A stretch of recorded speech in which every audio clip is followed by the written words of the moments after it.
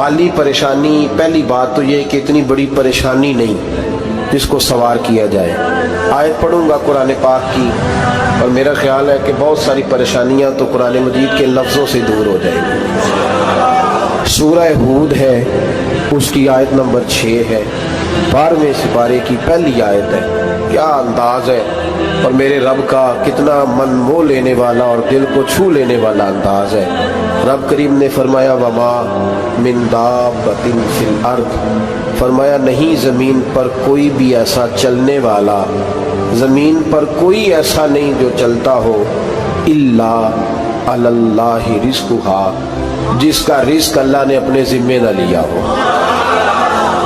ज़मीन पे कोई चलने वाला ऐसा नहीं जिसके रिस्क की जिम्मेदारी रब करीम की ना हो। जिम्मेदारी रिस्क किसकी है? बोल के बताएं, बोल के किसकी जिम्मेदारी है जी? अल्लाह। देखिए गौर फरमाएं, यहाँ मुफस्सिरीन ने एक बात लिखी है इस आयत के तहत कि फरमाया जो ज़मीन पे चलने वाला है उसका रिस्क अल्लाह के ज़िम्मे। फरमाते हैं कि ये अल्लाह ने हमारी अकल के मुताबिक हमसे बात की है, वरना आसमानों में जितनी मखलूक है रिस्क उसका भी अल्लाह के ज़िम्मे ही है। यहाँ जो फिल अर्द के लफ्ज़ है ज़मीन पे, वो हमें समझाने के लिए कि तुमने तो सिर्फ ये दुनिया देखी है ना, तो जिसको तुमने देखा है वो सब खाते अल्लाह का दिया हुआ ही। तो जो हमने देखा था रब करीम ने उसके मुताबिक हमें समझा दिया। फरमाया कुछ तो तुमने देखे नहीं, चलो उनकी तुमसे बात नहीं करते, पर जो तुमने देखे हैं उन सब का रिस्क किसके ज़िम्मे है? अल्लाह के। मेरे रसूल करीम सैयद आलम सल्लल्लाहु ताला अलैहि वसल्लम कुरान मजीद की जब तर्जुमानी करते, वजाहत करते, तो महबूब पाक सल्लल्लाहु अलैहि वसल्लम भी कोई इश्काल रहने नहीं देते थे, कोई इश्काल नहीं रहने देते थे। मेरे महबूब करीम अलैहिस्सलातु वस्सलाम ने फरमाया अल्लाह पे भरोसा रख के सवेरे निकल जाना रिस्क की तलाश में। किस पे भरोसा रखना है? निकलना तुम्हारे जिम्मे है। ये ना कहना कि घर बैठूंगा तो यही आएगा, निकलना तुम्हारी जिम्मेदारी है। जितनी जिम्मेदारी है वो पूरी करना। अल्लाह पे भरोसा करके निकल जाना तुम्हारी जिम्मेदारी है। रब का जिम्मा है तुम्हें रिस्क देना, वो जरूर तुम्हें रिस्क पहुंचाएगा। या रसूल अल्लाह सल्लल्लाहु अलैहि वसल्लम किस तरह पहुंचेगा? तो जरा हुजूर के लफ्जों का हुस्न भी देखिए। नबी पाक सल्लल्लाहु अलैहि वसल्लम ने फरमाया जिस तरह मौत तुम्हें ढूंढ लेती है ना कि तुम कहाँ मौजूद हो, जब वक्त आता है तो इंसान पाकिस्तान में हो तब भी आ जाता है, जद्दा में हो तब भी आ जाता है, मक्का में हो या मदीना तैयबा में वक्त फिर भी आ जाता है। फरमाया जिस तरह मौत तुम जहां भी हो तुम तक पहुंच जाती है ना, इस तरह तुम्हारा रिस्क भी तुम जहां मौजूद होते हो अल्लाह वहां पहुंचा देता है, पहुंचा देता है। तो या रसूल अल्लाह सल्लल्लाहु अलैहि वसल्लम किस अंदाज में? तो फरमाया निकल जाना तुम्हारी जिम्मेदारी है। फरमाया सवेरे परिंदे भी निकल जाते हैं और शाम को जब लौटते हैं तो अल्लाह उन्हें पेट भर के रोजी अता फरमाता है। हालांकि उनको नहीं पता होता हमारा कारखाना कहाँ है, हमने कहाँ जाके मजदूरी करनी है। उनको नहीं पता होता कि हमारा दफ्तर कहाँ है, हमने किस ऑफिस में बैठना है। उनको नहीं पता होता कि हमने कहाँ जाके माल खरीदना है और कहाँ से हमने फिर उसको दोबारा बेचना है। उन्हें खबर नहीं होती, अल्लाह पे भरोसा करके निकल जाते हैं। निकलना तो तेरे जिम्मे है कि नहीं? फरमाया वो तो ड्यूटी कर, शाम को अल्लाह जो रब परिंदों को रोजी देता है वो तुझे भी अता फरमाएगा। मैं कहता हूँ सोच कितनी कमजोर है उस आदमी की जो कहता है कैसे मिलेगा। कितनी कमजोर सोच है। जो रब बैल को रोजी देता है, बकरी को रोजी देता है, इस जमीन इस धरती पे अगर बसने वाला ऊंट भूखा नहीं सोता, चले ये तो पालतू जानवर होते हैं, इस धरती पर बसने वाली अगर बिल्ली और कुत्ता रोटी खा के सोते हैं तो तू तो अशरफुल मखलूकात है। तूने अपने ज़हन में क्या टेंशन पाल लिया कि नहीं आएगा तो मर जाऊंगा, क्या बनेगा, किस तरह होगा? तू क्यों इतना परेशान हो गया? भाई माली परेशानी सबसे ज्यादा उस बंदे ने ओढ़ ली है जिसकी तवक्कुल की बात कमजोर हो गई है। तू सीधी तवज्जो अपने रब करीम की जानिब रख, सीधी तवज्जो अल्लाह की जानिब कर। रब फरमाता है जिम्मा तेरा नहीं, जिम्मा मेरा। लेकिन ना तनख्वाह एक आती है घर में, जब एक बच्चा होता है तो तब भी काम चलता है, जब अल्लाह 2 बच्चे दे दे फिर भी उस तनख्वाह से काम चलता है, जब 3 हो जाए फिर भी चलता है, जब 4 हो जाए नहीं। आप ना भी बोले तो बात तो सही है, बहरहाल काम फिर भी चले। اسی تنخواہ میں سے جب بندہ بڑے بیٹے کی شادی کر کے بہو بیاہ کے لے آئے تو پھر بھی کام چلتا ہے، اور جب اس بیٹے کو اللہ بچے عطا کر دے تو اسی گھر میں، اسی آنگن میں، اسی چھت کے نیچے کام چلتا ہے، تو پھر تو مان جانا کہ چلانے والا تو نہیں، چلانے والا کوئی اور ہے۔ پھر تو مان جا کے چلانے والا کوئی تو اس وقت جب تنخواہ تیری لگی تھی تو کہتا تھا ابا ابھی میری شادی نہ کر، میں بیوی کو کیسے کھلاؤں گا؟ تو وہی شخص ہے جس کی چھت کے نیچے پھر 1.5 درجن پوتے بھی پل رہے اور گزارا ان کا بھی ہو رہا ہے۔ تو رزق کا ذمہ کس کا ہے؟ اللہ کا، اللہ کا ذمہ۔ اب ہمیں پتہ ہے پہلی بات تو پریشانی اس لیے اتار دینی چاہیے کہ ذمہ ہمارا ہے ہی نہیں۔ اب دوسری بات یہ کہ ذمہ داری کس کی ہے؟ اللہ حکیم بھی ہے اور علیم بھی ہے، حکیم بھی ہے اور جانتا بھی ہے اور اسے پتہ بھی ہے کہ دینا کس طرح ہے۔ اب ہم پتہ کیا کہتے ہیں؟ کہتے ہیں وہ جو بندہ پجاروں میں بیٹھا ہے وہاں اسے نہیں بیٹھنا چاہیے تھا، تو میرا حق تھا۔ تجھے زیادہ پتہ ہے کہ اللہ کو؟ بول کے بتانا کس کو پتہ زیادہ ہے؟ کیوں جی؟ تو آپ اصل ٹینشن پتہ کب لگتی ہے؟ جب بندے کہتے ہیں نہیں وہ پجاروں میری تھی، میرا حق تھا۔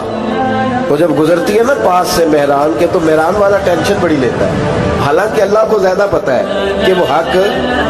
ایک بات اپنے ذہن میں یاد رکھ لے، رٹ لے کہ جو میرے لیے بہتر تھا میرے رب نے مجھے دے دیا، تو بات ختم ہو گئی۔ بس وصل اچھا ہے نہ فراق اچھا ہے، یار جس حال میں رکھے وہی حال اچھا ہے۔ بس جو میرے حق میں بہتر تھا میرے رب نے مجھے، مسئلہ یہ ہے کہ تو اس پہ راضی ہونے کو تیار نہیں۔ حضرت علی کرم اللہ تعالیٰ وجہ الکریم نے میرے نبی پاک کی ایک حدیث بیان کی ہے، اور جناب علی جب یہ حدیث بیان کیا کرتے تھے تو حضرت مجاہد فرماتے ہیں یوں لگتا تھا کہ جیسے حضرت علی ہمیں ہر پریشانی سے نکال رہے۔ مولا علی شیر خدا رضی اللہ تعالیٰ عنہ فرماتے ہیں کہ مجھے میرے نبی پاک صلی اللہ علیہ وسلم نے ایک طریقہ دیا تھا ٹینشن فری ہونے کا، اور فرماتے ہیں مجھے تو بڑا راس آیا ہے، تم بھی اگر کر لو گے تو تمہیں بھی فائدہ دے گا۔ کہا وہ کیا؟ حضرت علی کہنے لگے محبوب علیہ السلام نے فرمایا تھا لوگوں تم اللہ کے دیے ہوئے تھوڑے رزق پہ راضی ہو جاؤ، وہ تمہاری تھوڑی عبادت سے تم سے راضی ہو جایا کرو۔ بس تم 2 نفل بھی پڑھو گے تو اللہ راضی ہو جائے گا، تم 1 رکوع بھی سویرے اٹھ کے پڑھو گے تو وہ راضی ہو جائے گا، وہ تمہارے 313 درود شریف سے راضی ہو جائے گا، تم اس کے دیے ہوئے تھوڑے رزق سے راضی ہو جاؤ۔ ٹینشن اس لیے ہوتی ہے کہ ہم راضی نہیں جو اس نے ہمیں دیا ہے۔ وہ حال میں مزید کی جو دوڑ ہے نا، حال میں مزید کی، بے قدرہ کچھ قدر نہ جاتی، کیتی خوب تسلی ہو، دنیا دار پجاری زردے، کتیاں دے گل ٹلی ہو، بک بک روشن اکھیاں تکیوں ویک حویلی کلی ہو، تے کوچ نصیر اساں جد کیتی پہ جانی تھر تھلی ہو۔ تو یاد رکھیں یہ جو ہے نا مصیبت کے مال آ کیوں نہیں رہا، وہ سامنے والا پلاٹ میرے گھر کے سامنے ہے گھر کے سامنے، پر رجسٹری میرے نام کیوں نہیں؟ یہ مصیبت سانس نہیں لینے دیتی۔ موٹر سائیکل کھڑی کرتا ہے نا جب آ کے دکان سے روٹی کھانے آتا ہے، دفتر سے گھر آتا ہے، کاروبار سے آتا ہے، تو جہاں موٹر سائیکل کھڑی کرتا ہے وہ ٹینشن بڑی ہے کہ کبھی میری ہو جائے نا یہ والی جگہ تو میں یہاں بھی بورڈ لگاؤں اپنے نام۔ اس نے مالی پریشانی پیدا کی۔ تو جس حال میں ہے، کیونکہ تو نے اپنا یہ حال خود نہیں بنایا، جس نے بنایا ہے وہ بڑا بہتر جانتا تھا کہ تو اسی حال میں اسے اچھا لگتا ہے۔ تو اسے اسی حال میں، ایک بزرگ تھے تو ان کی طبیعت بڑی علیل ہو گئی، بیمار ہو گئے، تو اللہ نے آزمائش دی تو کیڑے پڑ گئے وجود میں۔ ایک کیڑا یہاں سے کھا رہا تھا، اللہ والے بڑے راضی رہتے ہیں اس کی رضا پہ، تو کیڑا یہاں کھا رہا تھا تو نیچے گر گیا، تو بابا جی نے اٹھا کے پھر وہاں رکھ لیا، کہنے لگے جب اس نے تیری ڈیوٹی مجھے کھانے کی لگائی ہے تو میں اس بات پہ راضی ہوں، تو نیچے کیوں گرتا ہے؟ بٹ ٹھیک ہے کھا، جب اس نے تجھے ڈیوٹی جو تیری لگائی۔ سالبہ بن عبد الرحمن ایک صحابی تھے، سالبہ غالباً، نبی پاک صلی اللہ علیہ وسلم کی خدمت میں آئے، کہنے لگے یا رسول اللہ صلی اللہ علیہ وسلم غربت بڑی ہے، میرے لیے دعا کریں اللہ زیادہ مال دے۔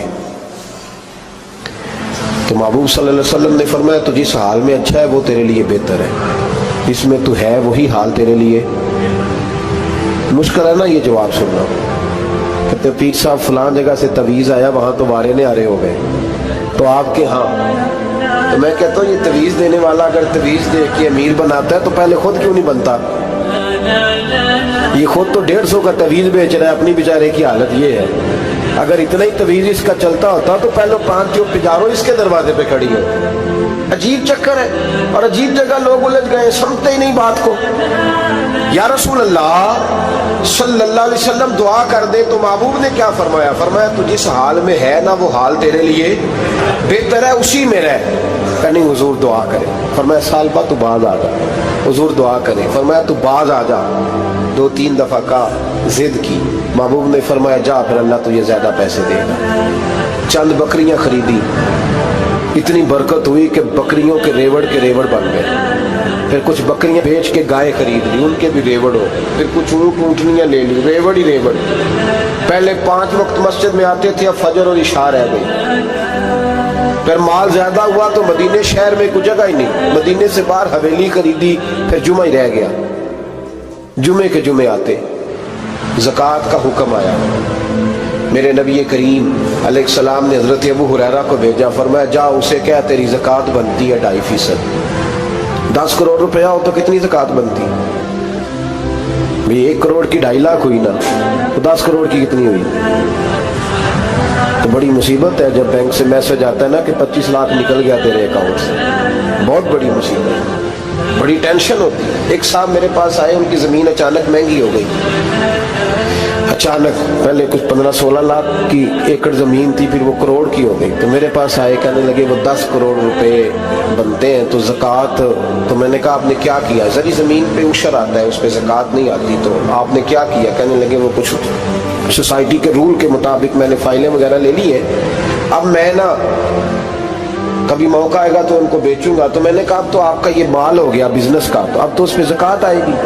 10 کروڑ پہ جب 25 لاکھ سنا تو کہنے لگے فوراً دینی پڑتی ہے کہ تھوڑی تھوڑی سے بھی کام چل جاتا ہے. تو میں ان کا چہرہ دیکھنے لگا. میں نے کہا نہیں وہ تو آپ کو پتہ ہے, ویسے حضرت عمر فرمایا کرتے تھے بانٹ کے نہ دو, کوشش کرو کسی ایک کوئی دو, چلو کسی کا تو کچھ بن جائے, تو ایک کوئی دینی چاہیے. کہنے لگے تو مطلب یہ ایسا ہی حکم ہے؟ میں نے کہا آپ کسی اور سے تحقیق کر لیں.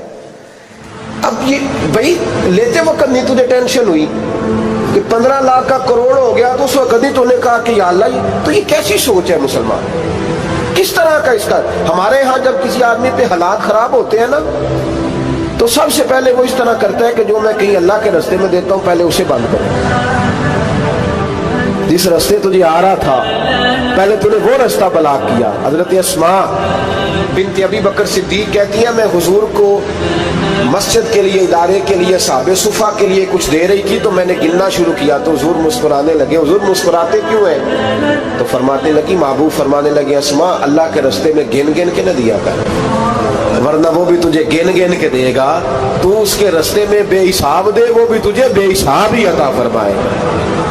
لیکن پہلے یہ والا پہلے دروازہ بند کرو, یہاں سے پیسے ختم ہو رہے ہیں. تو اس طرح کرنا بھائی. اس دفعہ سوٹ ذرا گرمیوں والے نہ خرید, لیکن جو تو اللہ کے راستے میں دے رہا ہے اسے دیتا رہے. لیکن ہم اپنا نقصان کرتے ہیں, زیادتی کرتے ہیں اپنے ساتھ. میں نے آپ کو پہلے بھی بتایا تھا پیار کی بولی ہے, پھر بولتا ہوں. ایک بڑے بڑے پیار والے دوست ہیں, ایک دفعہ مجھے کہنے لگے کہ آپ کئی دفعہ اعلان کرتے ہیں تو مجھے اچھا نہیں لگتا, اور آپ ادارہ بھی بہت زیادہ بننے والا ہے, بڑی چیزیں میں دیکھتا ہوں جو ہوں تو بڑا نظام اچھا ہو جائے, آپ دعا کریں اللہ مجھے پیسے دے تو میں بڑے سارے خرچ کروں گا اس کے راستے. تو میں نے کہا یا اللہ اسے 10 کروڑ دے, یہ 9.5 کروڑ تیرے راستے میں دے دے گا. تو چپ کر گیا, جس طرح آپ نہیں کر گئے سارے, تو چپ کر گیا وہ بھی. اس نے کہا جی نہیں جی انشاءاللہ کریں گے. تو میں کیا پلیا جی دعا پہ ہوں دیا, ابھی تو وہ آئیں گے تو تب دیکھی جائے گی. تو یہی اڑ گیا ہے, یعنی 9.5 کروڑ اللہ کے راستے میں خرچ کرنے کی دعا پہ بھی آمین کوئی نہیں کہتا کہ چلو آمین ہی کہہ دیں. تو میں کہا تینوں تے 50 لاکھ بچتا سی پیا, لیکن تو اس سودے پہ تیار ہے. جب یہ سوچ ہوتی ہے, یہ غلط سوچ ہے. یہ بات تو اگر تے مسکرانے والی, لیکن یہ سوچ صحیح نہیں. حضرت عثمان غنی رضی اللہ تعالیٰ عنہ کہتے ہیں جس وقت نبی پاک صلی اللہ علیہ وسلم نے اعلان کیا نا جنگ کے موقع پر کہ 800 سپاہیوں کا خرچہ چاہیے, کہتے ہیں میرے پاس 600 کا تھا. یہاں ایک روایت میں حضور نے 1000 کا اعلان کیا تو میرے پاس 800 کا تھا. جب 2-3 دفعہ نبی پاک نے اعلان کیا تو کہتے ہیں میں نے کھڑے ہو کے کہا یا رسول اللہ پورا 800 میری طرف سے. کہتے میں نے 200 سپاہی کا خرچہ ادھار اٹھایا لیکن پورے 2 مہینے نہیں گزرے تھے، رب کریم نے مجھے کئی گنا کر کے پیسے واپس عطا فرما دیے۔ پر بات تو یہ ہے کہ تیری وہاں لو لگی ہو، تو تجارت کرتا ہے ان لوگوں کے ساتھ جو کیا دے سکتے۔ تو سالبہ کے پاس حضور نے پیغام بھیجا، پہلے تو کہا تیرے لیے بہتر نہیں مال، جب اصرار کیا تو بڑی برکت ہو گئی، بڑا آیا تو فرمایا زکوٰۃ دے، 2.5 زکوٰۃ ہے۔ جب سوچا کہ 5 اونٹوں پہ ایک بکری جائے گی اور بڑا سارا مجھے دینا پڑے گا، اب جب غور کیا تو یہ تو نہ کہا کہ میں نہیں دیتا۔ حضرت ابو ہریرہ سے کہنے لگے نبی کریم علیہ السلام کی خدمت میں عرض کرنا کہ میں خود آؤں گا۔ حضرت ابو ہریرہ نے آ کے عرض کی یا رسول اللہ صلی اللہ تعالی علیہ وسلم، حضور وہ کہتے تھے میں خود آؤں گا، تو کہتے ہیں محبوب نے ٹھنڈی سانس لی، فرمایا اسے کہا تھا کہ تیرے لیے مال بہتر نہیں، اب ہلاک ہو گیا، ہائے افسوس ہلاک ہو گیا۔ ان کو بھی تھوڑی دیر کے بعد احساس ہوا کہ یہ میں نے کیا کیا، نبی پاک کو ہی کہہ دیا نہیں ہے، حضور کو کہہ دیا بعد میں آؤں گا۔ اب دوڑے آئے، عرض کی حضور میں سارا کچھ لے کے آئے، قبول کر لیں۔ محبوب نے فرمایا گویا بلال حبشی کی خشک کھجور بھی قبول ہے، اور صہیب رومی ایک اٹی بان کی لائے تو وہ بھی قبول ہے، اور عمار بن یاسر اور مصعب بن عمیر اگر 2 دینار دے جائیں اور کوئی پرانا جوڑا کسی سپاہی کے لیے چھوڑ جائے تو وہ بھی قبول ہے، لیکن تو اپنا لاکھوں لے کے چلا جا، تیرا کوئی نہیں قبول، معاف کر دے۔ فرمایا جا معاف کیا، پر پیسے لے کے نہ آنا۔ اگلے سال پھر آئے، بندے ہوئے ہاتھ ہیں، محبوبہ میں دولت کا کیا کروں گا، آگ لگانی ہے، قبول کر لے۔ فرمایا تو لے جا، تیرا نہیں قبول، گرا جو ان کی نگاہ سے وہ سنبھل نہیں سکتا۔ حضور نے وصال ظاہری کیا تو جناب صدیق اکبر کے پاس آئے، لاکھوں کا مال، ابو بکر قبول کر لو، تو جناب صدیق اکبر کہنے لگے اس کا کر لو جس کا نبی نے نہیں کیا، چل جا کوئی نہیں چاہیے۔ حضرت عمر کے زمانے میں قحط پڑ گیا، بارشیں نہیں ہوتی، غلہ نہیں ملتا، حالات خراب ہے، مالی طور پہ بحران آ گیا، غربتیں، مجبوریاں، تکلیفیں، آ کے روئے عمر میرا قبول کر لو، مجھے معافی تو مل گئی تھی نا۔ فرمایا معافی اپنی جگہ پہ، پر جس کا مصطفیٰ نہیں قبول نہیں کیا۔ بہت سارے لوگوں کو پتہ ہی نہیں کہ ان کا قبول ہی نہیں ہوا، اور وہ الجھے ہوئے ہیں، انہیں خبر ہی نہیں کہ اصل بات کیا ہے۔ فرمایا جس کا مصطفیٰ کریم نے قبول نہیں کیا، اب ہیرے اور جواہرات بھی لے کے آئے تو بھوکے مریں گے، پر اس کا قبول، اس بات پہ راضی رہو، اس حال میں اللہ نے رکھا ہوا، اس حال میں راضی رہو۔ یہ جو مصیبت ہے نا دیکھنے کے، وہ بھی میرے پاس، تمہیں کیا پتا، کبھی پوچھ تو صحیح اس سے وہ کس مصیبت کا شکار ہے، جو مالی طور پہ بڑا امیر ہے، تو اس کی طرف دیکھ کے